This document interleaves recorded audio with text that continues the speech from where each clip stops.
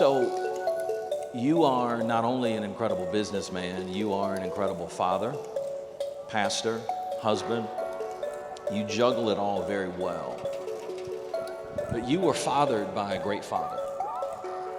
And so when it comes to fathering, we got a room full of men, and we know that 50% of marriages right now end in divorce. We know that the majority of churches are full of women, not men. We know that there is 1 in 4 children in America grow up without a father. How do we begin to shift that narrative? Because we know, even the last word in Malachi is that God would turn the hearts of the children to the father and the hearts of the father to the children. What do we need to understand in this room, and particularly out of your own context? Because you saw it modeled before you. Yeah, sure. A lot of men in this room didn't see it modeled. I didn't see it modeled. But I made it up in my mind that I never wanted my children to experience what I experienced or what my sister experienced. So as a father, what wisdom and words for these men, particularly you got husbands, you got sons, you've got husbands that did not know their fathers. You've got fathers that are trying to father and never had a blueprint or a pattern. Like, how do we shift this narrative that the enemy, I think, is really trying to make the permanent narrative about black men as it relates to marriage and parenting? Yeah. That's a great question. And in fact, when you don't know things, you talk to somebody who does know. I don't claim to know everything, but I have other people in my life that I consider to be a part of my brain trust.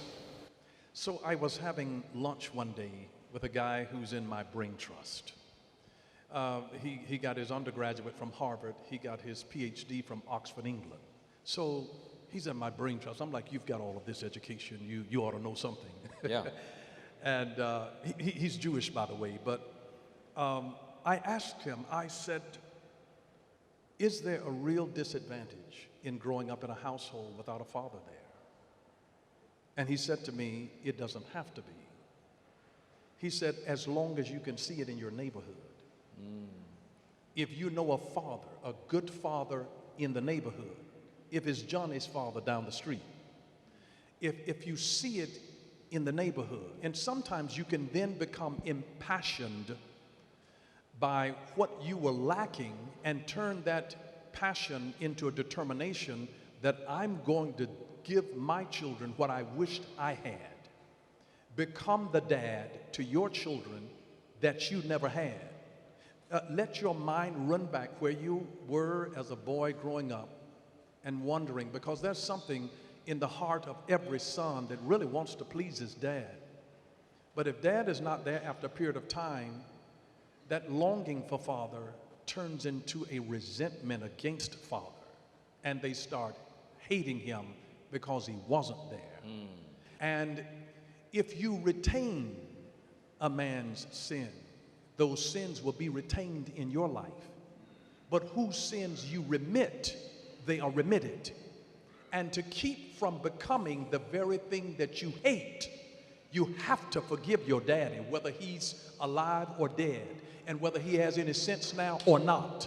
You have to release him and his failure, because he might have been living the best that he knew. Maybe he didn't have the father that was involved in his life. My dad was born in 1914. He was in the builder generation. And back during that time, men who loved their families, you didn't even tell them. A father didn't just tell his son, I love you. You just picked up on clues. I mean, he brought money home to buy groceries. He worked, that was his way of saying, I love y'all. I'm coming, I came home today, didn't I? I went to work, didn't I? And you have to read their language, just like, if we do something to offend our wives, and we don't know how to say I'm sorry that well. And so men say I'm sorry, but in a different way. It's like, I'm going to the kitchen and get a sandwich. You want something?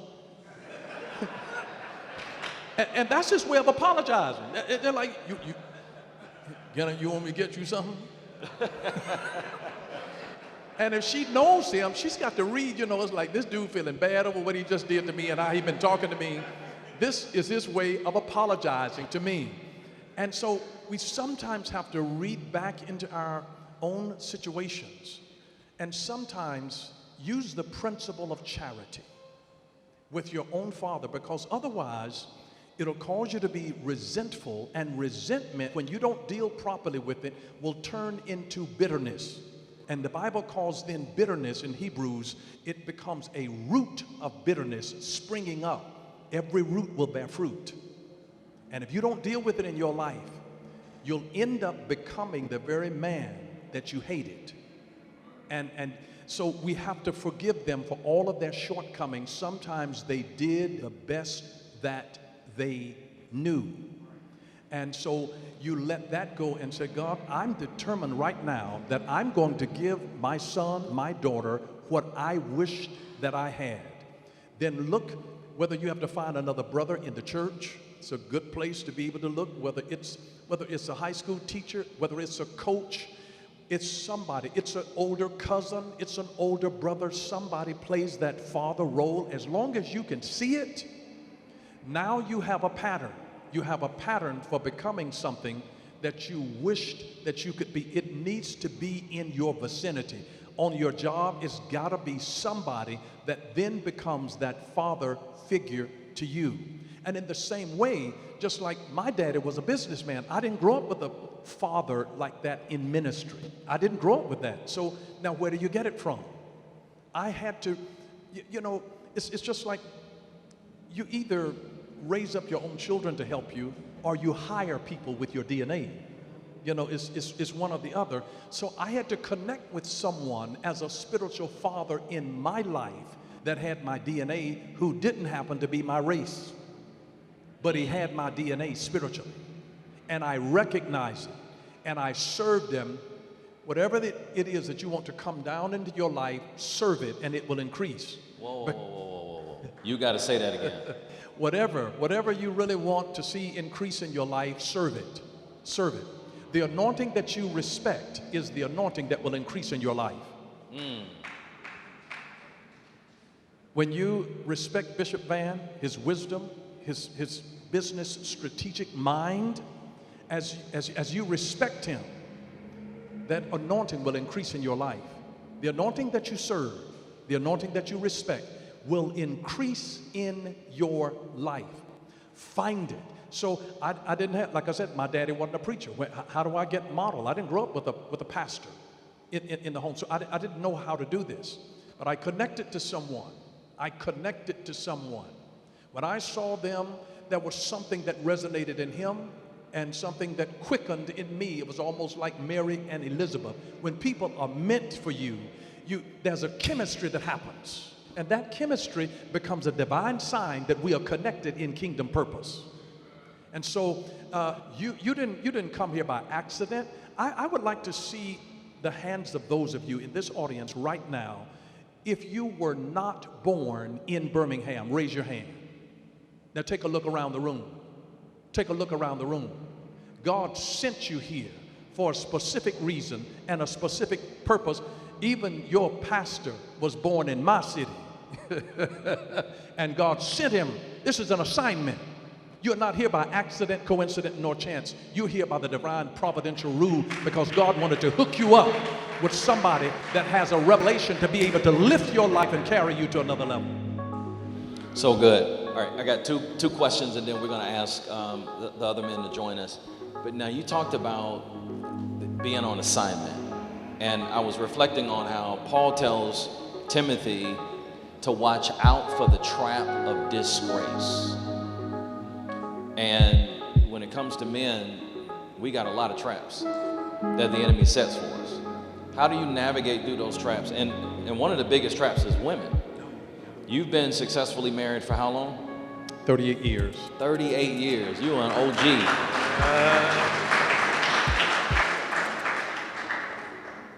How do we stay faithful to our wives? How do we resist the temptation of the girl, maybe who works on our floor, or maybe sometimes just boredom. As we get older and we've been with the same woman for 15, 20 years, and nothing new. Nothing new. Oh, y'all, okay, I guess y'all don't. And nothing new.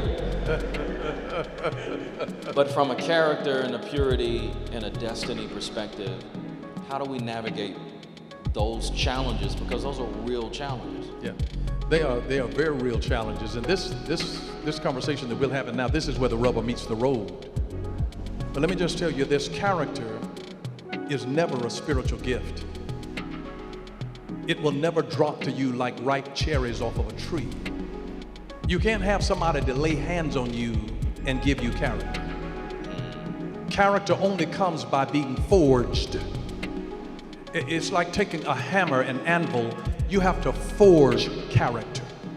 It is developed. And how is it forged? It is forged one decision at a time. That's so good. Just one decision at a time. People that make good decisions, it equals good character. When good decisions are made in perpetuity, when you keep making one good decision after another good decision after another good decision, when you think about making a good decision, the moment that you have this temptation, and you'll always have it. You know, in Atlanta and Alabama, you know, you guys have squirrels here, but we had a squirrel there that came and ran across a railroad track, and as soon as it got across the track, it thought that it was fully there, but one of the wheels of the track came around and nipped off a piece of its tail. And then the squirrel turned around to see how much damage was done to his head, and the next wheel decapitated it. And here's the lesson. Don't lose your head over a piece of tail.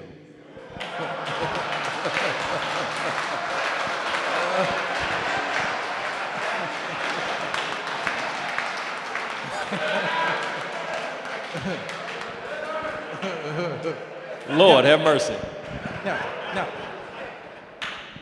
Now, let me say this to you. When men do not have a deep sense of meaning, and it is our meaning in life that gives us our fulfillment. That's why God gave Adam a job before he gave him a wife. It's our sense of meaning, our raison d'etre. We get our real sense of meaning. When men do not have a sense of their meaning, they distract themselves with pleasure. Wow. Wait, say that again, Bishop. When men do not have a deep sense of meaning in their life, we distract ourselves with pleasure. Whether it is sex, whether it is weed, whether it's something else, whether it's sinful or not, but we distract ourselves with pleasure. It becomes an anesthetic to kill the sense of pain for not being able to see our purpose. And that's why it is so important for every man to come into the knowledge of the reason for which he is born. The two most important days, you know, the day the man is born and the day that he finds out why. And if a man is living in this life and has no understanding as to why he is here, he will misbehave and anesthetize the pain of not being able to live his dream through having sensual kinds of distractions in his life. So it's really about having openness and transparency in your relationship, your spouse being your first source of your accountability partner, where there's openness and honesty in that relationship. Without accountability, it's just impossible to have good character. You can't develop good character alone. It has to be in the context of other human beings. None of the, the first 4 commandments deal with man's relationship with man. Man's relationship with God, man's relationship and his respect for God. But the remaining 6 of the 10 commandments deal with man's relationship with man, man's respect for mankind. And so none of those 6 would even be relevant to you if you were isolated on an island by yourself. You can't commit adultery by yourself. You're not going to be sitting there telling lies to yourself, stealing from yourself. What, you take it from your left pocket and put it in your right pocket? So these things happen in the context of relationship. So in relationship, it takes openness and honesty, where if there's been an offense, that we confess to it and find restoration in that openness. I had a lady that came to me one time, and I couldn't understand it. She made 3 times as much as her husband. He was strung out on drugs, and he had a gambling addiction. And I said to her, why are you still with him? I said, why are you still with him? And she looked at me into my eyes, and she said, because I know that this man will never lie to me. Wow. He will never lie to me. And he would go home. I mean, he would get his check, and something would hit him, and he'd go by and spend all of it in lottery money and come home broke. And she said, where you been? He said, well, I got my check, and I cashed it, and I went and I bought lottery tickets. He was totally honest. He didn't do right, and sometimes he'd get up at 2 o'clock in the morning. That cocaine would be calling him. And he'd go out and go to a crack house and get his cocaine, and she'd ask him, where you been? I went and I did cocaine. And she said, I'm still with this man because I know he'll never lie to me. She said, I can trust that this man will never lie to me. It was the oddest thing. I wasn't expecting that, but yeah. It was the secret of what gave her grace. At least, there's an old saying, the old folks have a saying that says this, that the devil you know is better than the devil you don't. Yeah. So it taught her how to pray for her husband. It taught her how to pray, and now they have the power. You can't come into agreement with secrecy. Secrecy keeps you under the power of darkness. But the moment that you confess, you bring out into the open. Confess your faults one to another. Pray for one another that you may be healed. And too often, we as men have a problem opening up and confessing.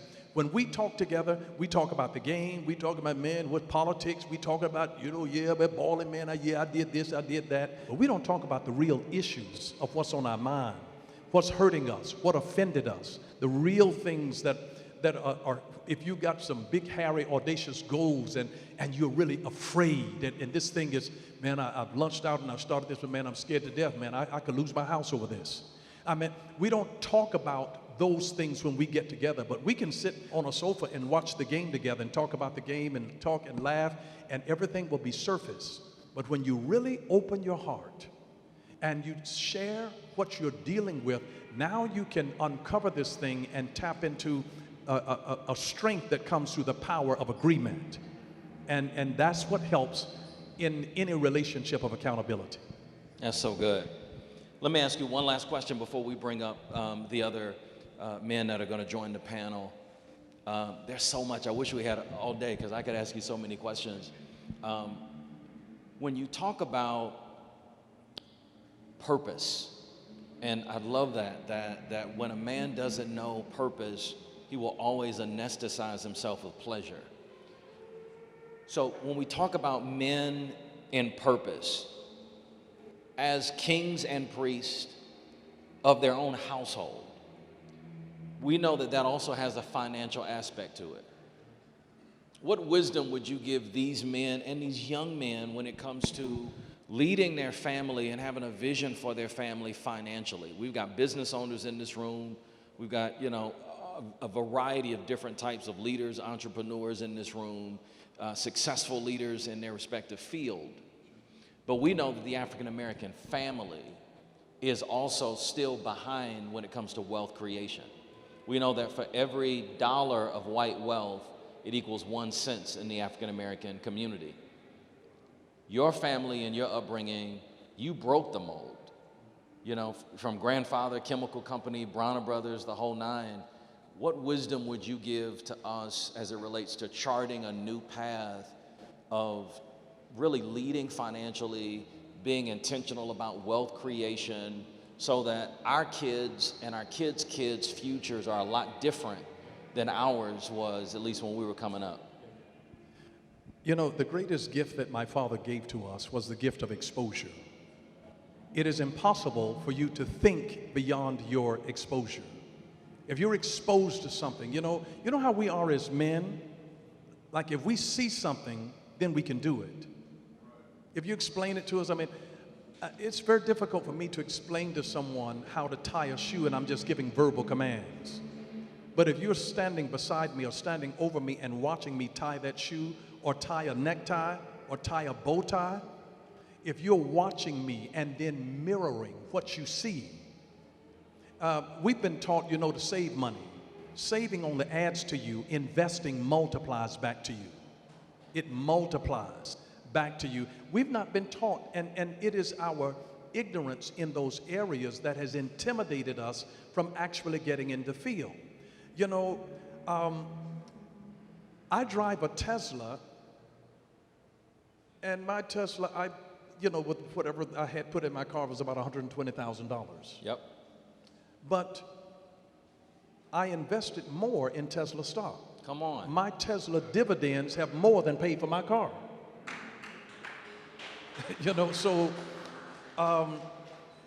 You gain by the investing strategy, and you have to start while they're really young. My dad, he took in our local church in Atlanta where I grew up, and he helped my pastor build the first $1 million church credit union in the country, in America, back in the 1970s. And so he opened an account for me and all of my brothers, all 5 of my brothers. And my daddy told us, he incentivized it. People will do whatever you incentivize them to do. If you incentivize them to do it. I incentivize my children to read books on money things. You read this book, write me a brief review, and I'm going to pay you $20 for every book that you do. When they was young coming up, I incentivize them. They don't do what you ask them to do. They do what you incentivize them to do. And the world is masterful in their marketing of the carrot that's dangling. We go chasing the carrot. Why don't you put a carrot in front of something? Instead of just having, a baby shower, somebody that got somebody pregnant out of wedlock, why don't we have a business shower when you're trying to open up a business and let friends who believe in your vision come and help you to actually raise some money for your business? And so that's what I started doing. I started doing for years a business competition to where we actually incentivized people, made them write up the best business plan. We put them through a $700 course. We wanted them to make an investment, train them how to walk through this process. And so you have to invest in the knowledge of it first. You need to understand something about stocks and bonds and options and cryptocurrency and be aware of this. And look at different opportunities, even in real estate. Here are a few things that I would say. Number one is to discover all of the opportunities that are available to you. And start while you're young. Start your kids in it while they're young, teaching them and exposing them to people that's doing stuff while they're young. Discover is number one. Number two is dream. You dream. You need to discover before you dream, or otherwise you'll dream up stuff that people have already discovered. Wow. So you discover to take a landscape of the market to see, is anybody else doing this right here in this area of town? And so discover first, then dream, then design the vision. Create your plan step by step. Design it. You might need some consultation. You might need to research it on the internet. Design it, then do it, then document it so you can then teach it to others. Incredible. Discover, dream, design it, do it, document it. And document it. That's a word. Come on, man. Let's give God praise for Bishop Dale Bronner.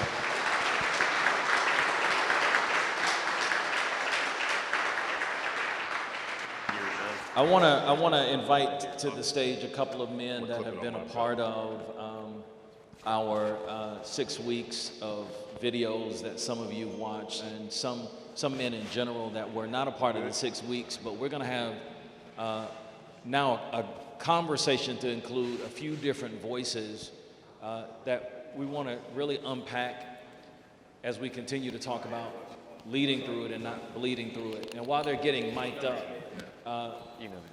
Maybe let's take a question or two. Maybe there's something that Bishop Bronner said that jumped out, or maybe it triggered a deeper thought or a deeper question. While they're getting mic'd up to come on stage, we'll take a couple of questions, maybe one or two questions. Men, anything that Bishop Bronner said that just says, you know what, if I could ask him a question about this, it would be X.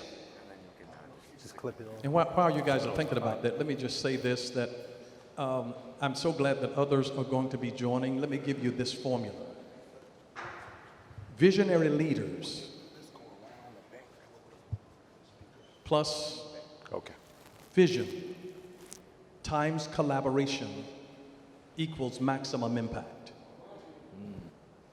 So if you've got a vision and other visionary leaders and collaboration, you get maximum impact.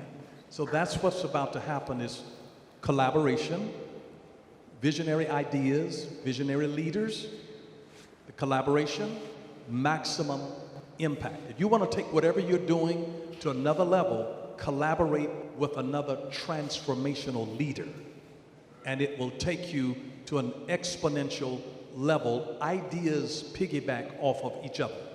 And that's why you have to talk to somebody who has something into their belly.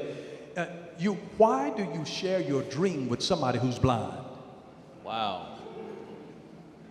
Share your dream with somebody that can see it, so they can believe with you and encourage you through the deepest and the darkest of your time. Excellent. Jay, and then brothers, come on up on the stage. I want you to welcome Art Franklin, Aaron Frazier, Brandon Pettigrew, and Kenneth Cox to the stage. Let's give them a great big hand clap of praise.